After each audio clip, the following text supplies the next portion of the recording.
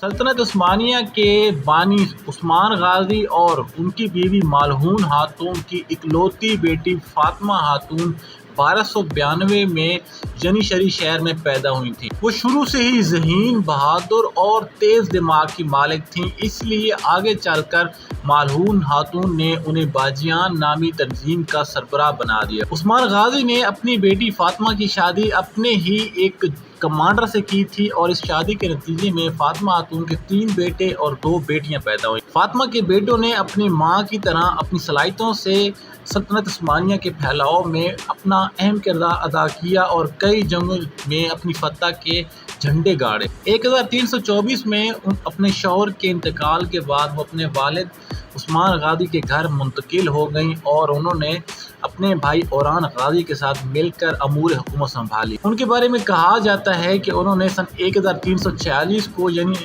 تقریباً 48 سال کی عمر میں وفات پائی اور ان کا مزار بورصہ میں ہے۔ اللہ تعالیٰ ان کی مغفرت فرمائے۔ وما علینا الا البلاغ۔